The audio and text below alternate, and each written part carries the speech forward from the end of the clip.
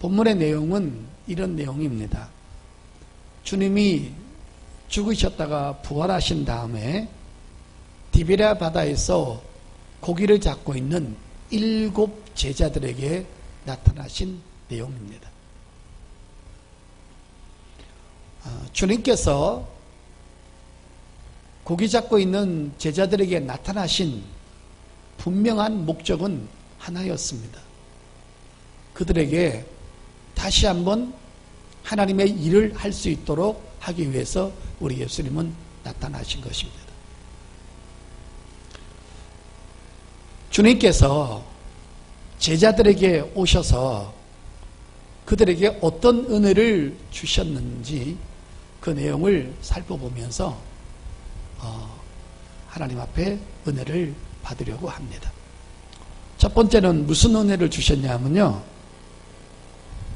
주님이 제자들을 사랑하는 그 사랑이 아직도 여전히 존재하고 있다. 내 사랑은 변하지 않았다는 것을 우리 주님께서 오늘 본문을 통해서 제자들에게 확증을 또 한 번 보여주셨습니다. 이것 때문에 제자들이 또 한 번 일어설 수 있었던 것입니다. 이때 제자들의 심정을 잠깐 여러분 소개해 보도록 하겠습니다.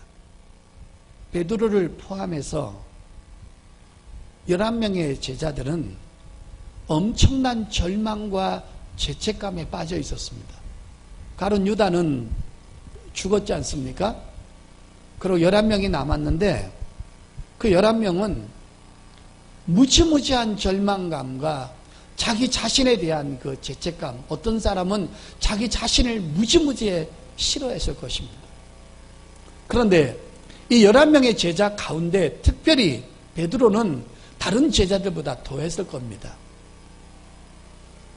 다른 제자들은 예수님에 대한 잘못 때문에, 그 배신 때문에 고통을 당하고 있었지만 베드로는 일반 제자들보다 더 큰 죄책감에 빠져 있었던 것입니다. 왜냐하면 자기 동료들에게도 잘못을 했고 예수님에게도 잘못을 했기 때문인 것입니다. 그래서 베드로는 엄청난 절망과 죄책감에 빠져 있다는 것을 우리가 성경을 통해서 볼 수 있는데, 그러면 베드로는 왜 이 고통과 절망이, 죄책감이 더 컸을까요? 한번 보겠습니다. 여러분, 마태복음 26장을 한번 보겠습니다.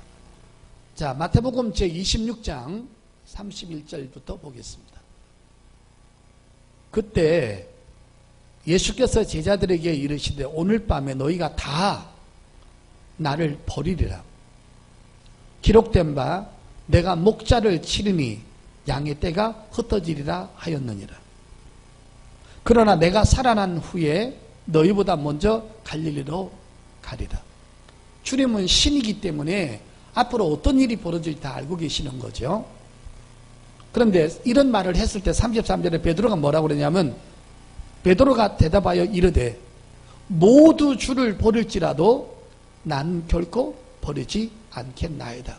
여러분 저 보세요. 괜히 동료들을 건드리는 것입니다. 자기가 우월한 것처럼, 자기가 다른 제자들보다 자기 주님을 더 사랑하는 것처럼, 주여 여기 있는 모든 사람이 다 주님을 버린다 할지라도 나는 버리지 않을 겁니다. 그럼 제자들이 뭐라고 했습니까? 지가 먼저 얘기를 한 것입니다. 그 옆에 있던 제자들이 얼마나 황당했겠습니까? 뭐야? 우리는 버리고 너는 안 버려? 일이 이제 그렇게 된 거기 때문에 제자들 마음에도 지금 큰 상처를 베드로를 통해서 입은 것입니다. 자기를 무시하니까, 자기만 잘났다고 하니까, 자기 신앙만 좋다고 생각하니까.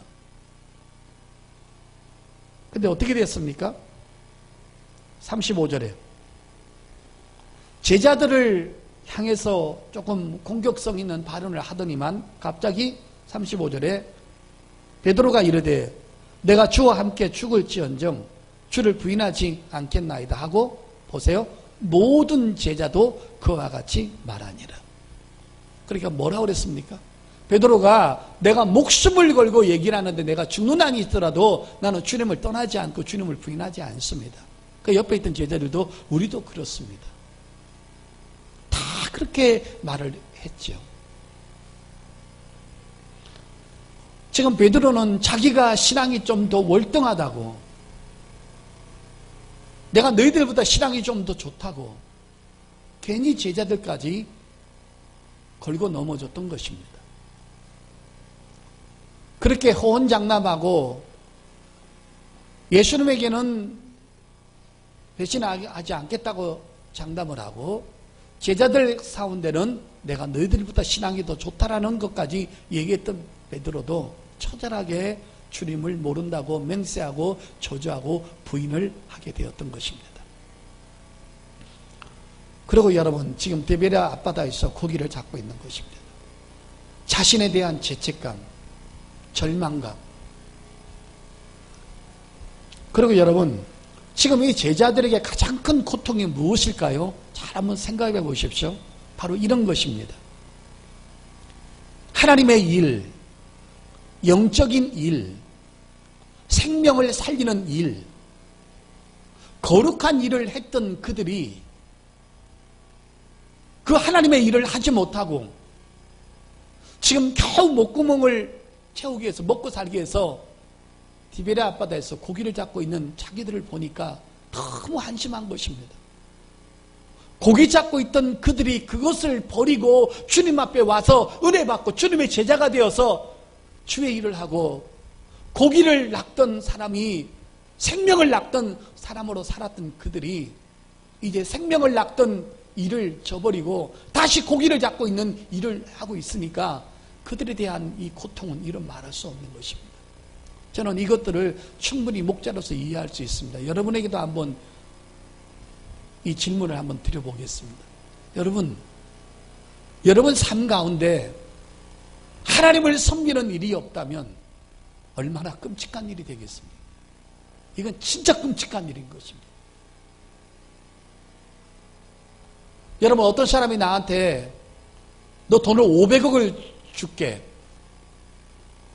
주의 일 하지 마라 라고 한다면 제가 어떻게 대답하겠습니까? 여러분은 어떻게 저를 믿으십니까? 저는 이렇게 말할 겁니다.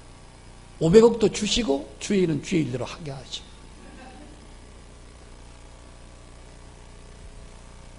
그러나 한 가지만 정하라 하면 이거는 생각할 문제도 아니고 고민할 거리도 아니고 잽도 되지 않는 것입니다. 나는 500억보다 주님의 일이 훨씬 더 내게는 소중한 것입니다. 내가 먹고 마시고 숨쉬는 그 자체가 하나님의 일을 하기 위해서 내가 존재하는 것입니다. 지금 제자들은,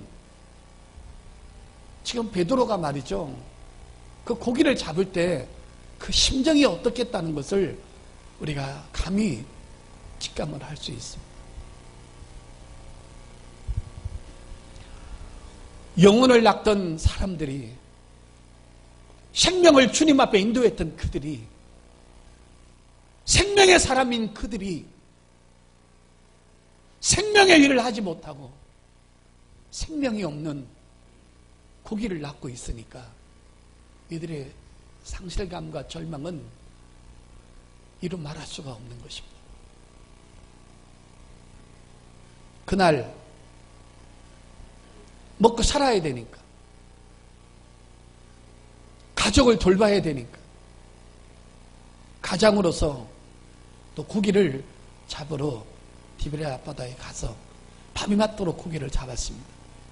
낮에는 너무 덥기 때문에 저녁에 나가서 고기를 잡는 것입니다. 밤이 맞도록 고기를 잡았습니다. 그런데 그날따라 고기를 잡지 못하고 몸은 지치고 마음은 상심한 가운데 배를 육지에 대고 육지에 나오게 됐던 것입니다. 그런데 여러분, 육지에 딱 나왔는데 우리 주님께서 이 7명의 제자들을 위해서 이런 일을 해놓고 기다리고 계셨던 것입니다. 자, 요한복음 21장으로 넘어가겠습니다. 요한복음 21장입니다. 9절입니다. 육지에 올라 보니 숯불이 있는데 그 위에 생선이 놓였고 떡도 있더라. 또 12절이요. 예수께서 이르시되 와서 조반을 먹으라 하시니 제자들이 주님이신 줄 아는 고로 당신이 누구냐고 감히 묻는 자가 없더라. 성도 여러분, 저 보시길 바랍니다. 육체는 지쳐 있었습니다. 마음은 상해 있었습니다. 아무것도 얻지 못했던 그들의 절망감 속에 육지에 올라왔더니만은 우리 주님께서 숯불에다가 고기를 구워 놓고 떡을 만들어 놓은 다음에 얘들아 밥 먹자. 그리고 제자들 7명 제자 앞에 쭉 돌아다니면서 생선도 주고 떡도 주었던 것입니다. 제자들은 주님이신 줄 알고 아무 소리도 못하고 있었던 것입니다.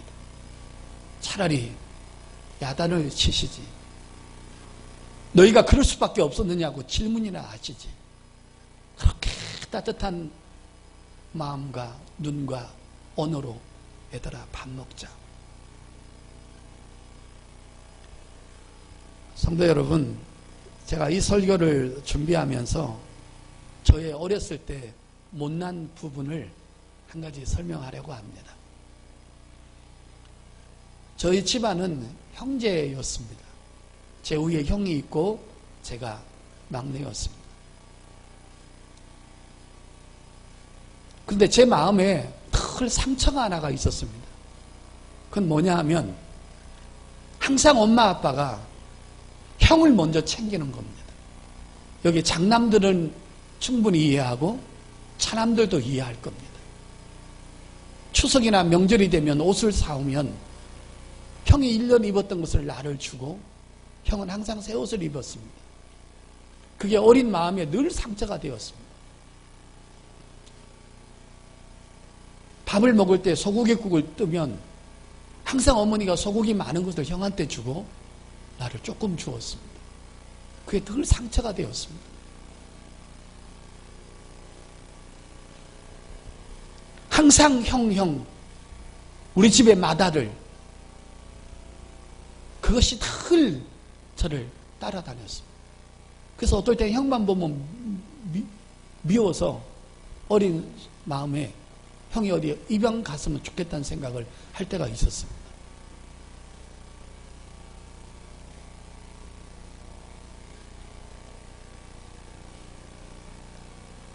중학교 3학년 때였습니다. 늘 그 마음에 있었던 제가, 아픔이 있었던 제가 어머니가 어디 갔다 오더니만 옷을 한 벌 사왔는데 또 형 거만 사왔습니다. 그래서 내가 언젠가는 내가 이 집을 뛰쳐나가리라.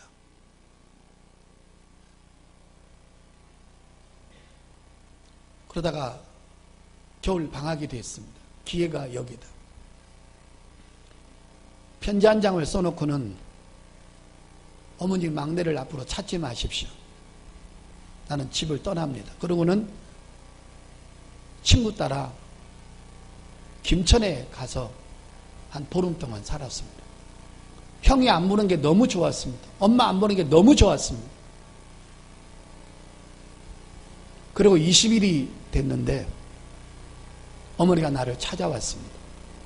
그래서 김천에 어머니한테 김천에서 붙잡혀서 세월이 지나놓고 알고 보니까 거기 계신 제 친구 어머니가 우리 어머니한테 얘기한 것입니다. 당신의 아들이 우리 집에서 퍼먹고 있다고. 그래서 어머니가 와서 저를 잡아간 것입니다. 기차를 타고 집에 오는데 늘 마음에 두려움이 있었습니다. 나는 이제 집에 가면 죽는구나. 저 성격에 날 가만히 내릴 분이 아니다. 그리고 늘 불안함 속에서 집에 갔더니만 집에 딱 도착하는 순간에 밥상에 거하게 온갖 조기랑 불고기랑 다 갖다 놓고는 엄마가 아무 소리 하지 않고 밥 먹어라 그러는 것입니다. 죽을 줄 알았는데 밥이랑 불고기랑 엄청나게 많이 있는 것입니다. 그걸 먹는 동안에 어머니가 조기도 발라주고 불고기도 숟가락에 놔주고, 많이 못 먹었지 많이 먹어라. 그 말 한마디에 엄마가 나를 사랑하는 것은 변함이 없구나, 그 생각을 하게 됐던 것입니다. 그리고는 얻어 터지지도 않고 불고기 실컷 먹고 조기 먹고, 그 후로는 어머니가 나를 사랑한다는 걸 알고는 그때부터 집을 나간 적이 없습니다. 커서 생각을 했습니다. 왜 어머니가 형 옷 하나만 사오고 내 거는 사오지 않았을까? 그때는 어머니를 이해할 수 있는 능력이 내게 없었습니다. 어머니는 왜 형 옷만 사왔을까? 집안 형편이 어려우니까. 두 가지 옷을 사올 수 있는 형편이 안 되니까. 그래서 비로소 철이 든 다음에 깨닫게 되어서 나를 사랑하지 않는 것이 아니라 형편이 안 돼서 안 사왔다는 것을 나중에 그것을 알게 되었습니다. 오늘 우리 주님 밥상 차려놓고 얘들아 밥 먹자 라고 했을 때 그 주님의 사랑은, 베드로가 배신을 하고 주님을 모른다고 했지만 주님은 여전히 그들을 사랑하고 있었던 것입니다. 성도 여러분, 한 가지 질문을 던져보겠습니다. 미움이 있고 만나기만 하면 고통스럽고 보기 싫은 사람하고 밥 먹을 수 있습니까? 이건 불가능한 것입니다. 식사를 같이 한다는 것은 아직도 그에게 애정이 있고 관심이 있고 사랑이 있다는 것을 말해주고 있는 것입니다. 우리 주님은 그들을 여전히 사랑하고 있었던 것입니다. 왜 그러냐? 아까 마태복음 26장이 뭐라고 그랬습니까? 너희가 전부 다 나를 배신하고 떠날 것이라고 우리 주님은 신이기 때문에 알고 있었던 것입니다. 그런 짓을 할 수 있는 사람들이었고, 그래서 그런 일을 할 수밖에 없었던 그런 것들, 그들을 알고 있었는데 우리 주님은 미워하실 리가 없는 것입니다. 이것이 인간적인 사랑하고 주님의 사랑이 확연하게 다른 것입니다. 얘들아 밥 먹자. 여기서 주님의 사랑을 제자들은 또 알게 됐던 것입니다. 주님의 사랑은 내가 실수하고 내가 잘하고 그런 것 때문에 사랑하는 것이 아니라 언약적인 사랑이며 예수의 목숨과 바꾼 신이 인간을 사랑하는 사랑이기 때문에 인간이 아무리 배신을 하고 실수를 해도 그것 때문에 하나님의 사랑이 변하거나 하나님의 사랑에 멈추는 그런 사랑을 하나님이 하고 계시지 않는다는 것입니다. 얘들아 밥 먹자. 이 음성은 제 어머니가 집 나간 아들 15일 만에 데리고 와서 밥 먹어라 했던 그 음성하고 똑같은 음성인 것입니다. 성경은 이렇게 말합니다. 너희가 악할지라도 자식에게 좋은 것을 줄 줄 알거늘 하물며 천부께서 좋은 것을 주시지 않겠느냐. 사랑하는 성도 여러분, 이 사랑이 주님의 사랑인 줄 믿습니다. 얘들아 밥 먹자. 고개를 떨굴고 아무 말도 못하고 있는 그들에게 주님 7 제자에게 쭉 돌아다니면서 생선 노릇노릇하게 구운 거 더 갖다 주고, 떡 모자라니? 우리는 밥이지만 그들은 떡이니까요. 그거 더 먹어.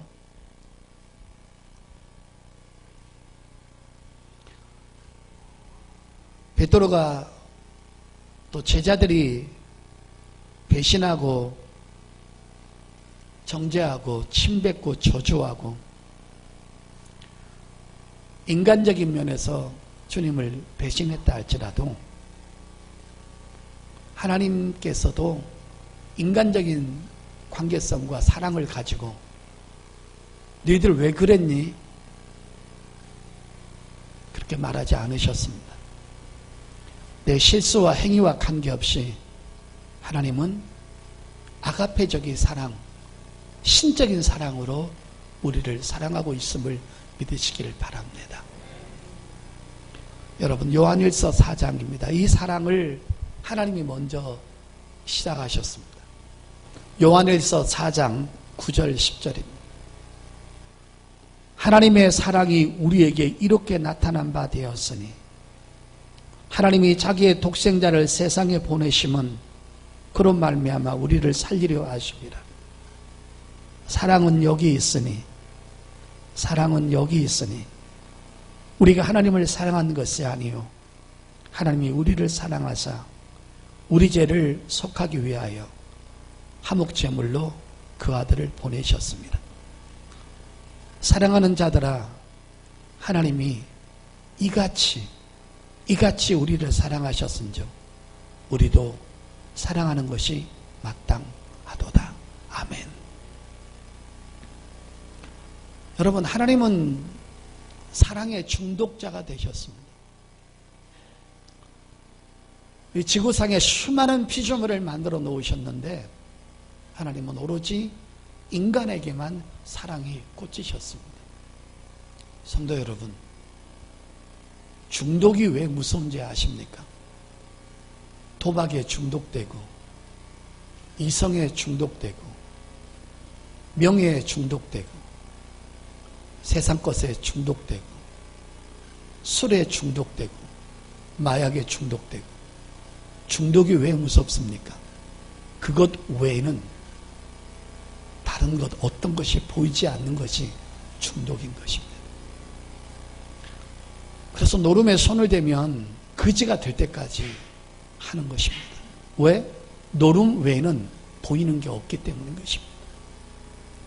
하나님은 사랑에 중독되셨습니다.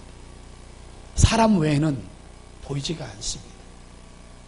그래서 우리에게 중독되신 것입니다.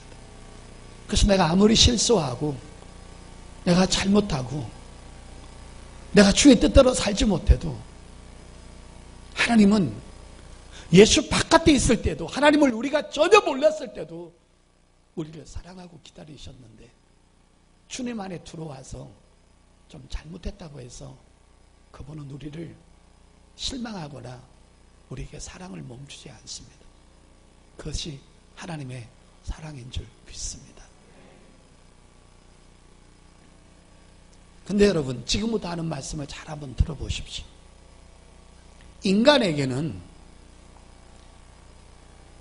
하나님이 인간을 사랑했던 그 사랑으로 우리가 하나님을 사랑할 수 있는 힘이, 능력이 전혀 없습니다. 우린 그렇게 사랑하지 못합니다. 왜 그러느냐?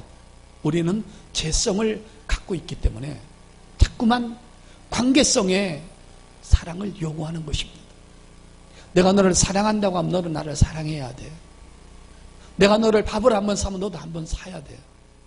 이런 자꾸 관계성의 사랑을 요구하고 그 사랑이 죄성에서 흘러나오기 때문에 일방적으로 무지막지하게 내가 지치지 않고 상대가 나를 알아주든 안 알아주든 나를 사랑하든 사랑하지 않든 나 혼자서 미쳐서 사랑할 수 있는 능력이 없다라는 것입니다.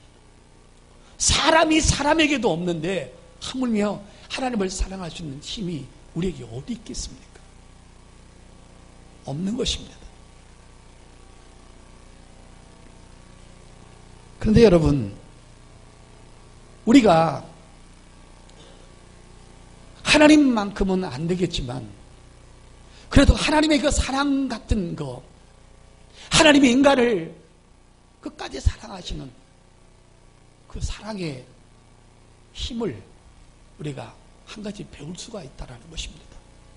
그건 뭐냐 하면 교회에 와서 복음을 자꾸 듣고 주님이 나를 어느 정도로 사랑했는지, 나를 얼마만큼 사랑하는지, 나를 얼마만큼 귀하게 여기는지, 주님이 나를 사랑하는 것을 배우면 우리도 주님을 사랑하는 사랑이 생긴다는 것입니다. 이것이 성경의 위대함이라는 것입니다. 믿으시면 아멘. 그래서 성경은 끊임없이 너희가 나를 사랑하라, 사랑하라, 사랑하라, 변함없이 사랑하라는 것을 요구하는 것이 아니라 변함없이 하나님이 나를 사랑하는 그 하나님의 사랑을 우리한테 알려주고 있는 것입니다. 나는 너희가 이래도 너를 사랑한다. 저래도 사랑한다.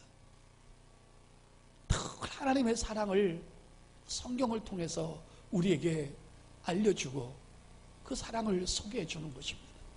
그럼 나도 모르게 그 하나님께서 인간을 사랑했던 그 사랑을 내 힘이 아닌 성령의 힘을 통해서 하나님을 사랑할 수 있는 힘과 능력이 우리에게도 생겨나게 된다는 것입니다. 이것이 성령의 역사요, 말씀의 역사요, 복음의 위대한 힘이라는 것입니다. 할렐루야.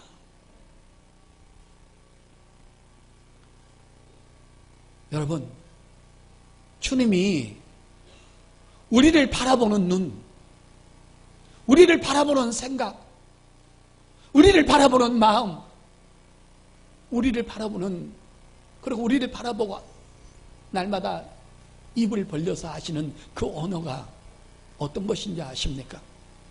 여러분, 주님이 우리를 바라보는 한번 광경을 보시길 바랍니다. 마태복음 9장입니다. 마태복음 9장 35절입니다. 예수께서 모든 도시와 마을에 두루 다니사 그들의 회당에서 가르치시며 천국 복음을 전파하시며 모든 병과 모든 약한 것을 고치시니라.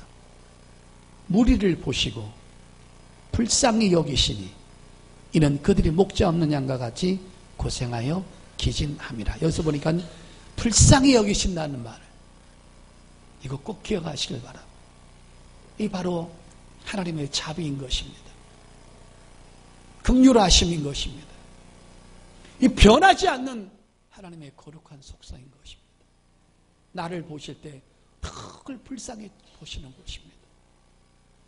부모가 자식을 볼 때 잘 먹으면 잘 먹어서 이쁘고 못 먹으면 못 먹어서 애타고 성공하면 성공한 대로 뿌듯하고 못하면 못한 대로 치근히 여기는 이 부모의 마음이에요. 죄성을 갖고 있는 부모의 마음도 자식을 바라보는 마음이 그렇던데 하물며 신의 사랑이 어느 정도 위대하고 크다는 것을 우리가 성경을 통해서 발견할 수가 있는 것입니다.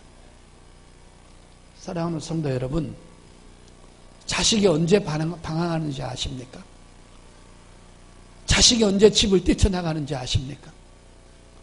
자식이 언제 행복하지 않는 건지 아십니까? 아무리 돈을 많이 주고 아무리 좋은 환경에 갖다 놓고 명품 옷을 입힌다 할지라도 자식이 늘 외로운 것은 부모가 나를 사랑하지 않는다고 느낄 때인 것입니다. 그럴 때 방황하는 것입니다. 그런데 우리는 방황할 필요가 없습니다. 하나님은 여전히 저와 여러분을 끔찍히 사랑하시고 그 사랑에 중독되셔서 그 사랑에서 헤어나지 못하고 계십니다. 여러분, 그 사랑을 믿으시길 바랍니다. 여러분, 심령이 가난한 자, 마음이 가난한 자, 겸손한 자가 누군지 아십니까? 늘 주님의 사랑을 받아들이는 것입니다. 주님의 사랑을 인정하는 것입니다. 나는 주님이 사랑하고 있어. 예수 그리스도와 생명과 바꾼 나를, 우리 주님은 나를 사랑하고 있어. 때로는 내가 24시간 다 하나님을 기쁘시게 하는 삶을 살 수 없지만 그래도 여전히 하나님은 나를 사랑하고 있다는 이 사랑을 의심하지 않기를 예수 이름으로 축복합니다. 오늘 그 요한복음 21장에서 마지막 절에 보면요, 찾을 필요는 없는데요,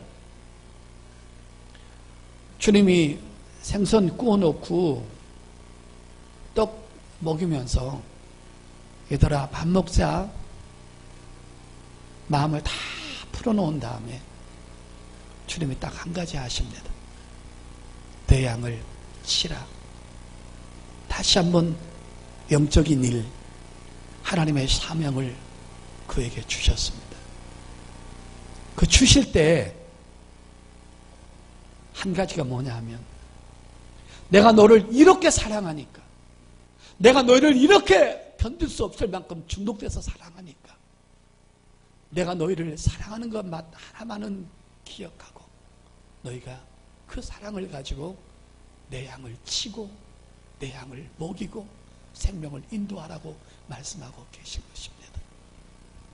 우리가 주님의 사랑을 받아들일 때, 그 주님의 사랑을 인정하고 받아들일 때 나도 비로소 신적인 사랑이, 하나님의 사랑이 조금씩 싹틀어서 그 사랑을 가지고 하나님을 사랑하게 되는 줄 믿습니다.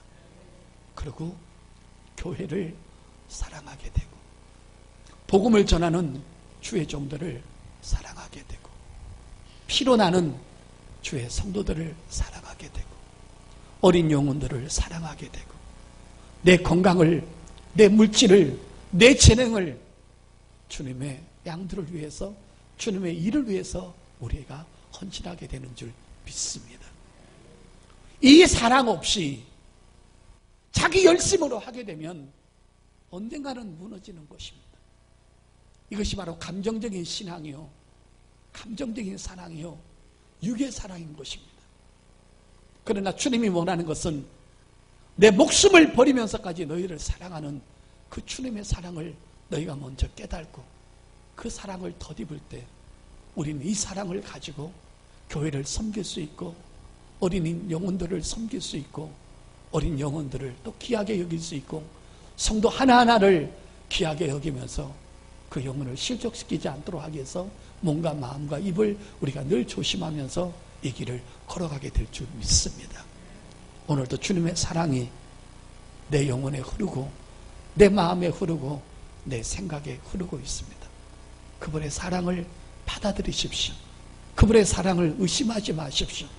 내가 조금 잘못했다고 해서 그의 사랑이 멈춰지고 나는 너 예배 안 받아, 너 기도 안 받아, 넌 좀 혼나봐야 돼, 그렇게 보복하시는 하나님이 아닌 것을 꼭 믿으시기를 바랍니다.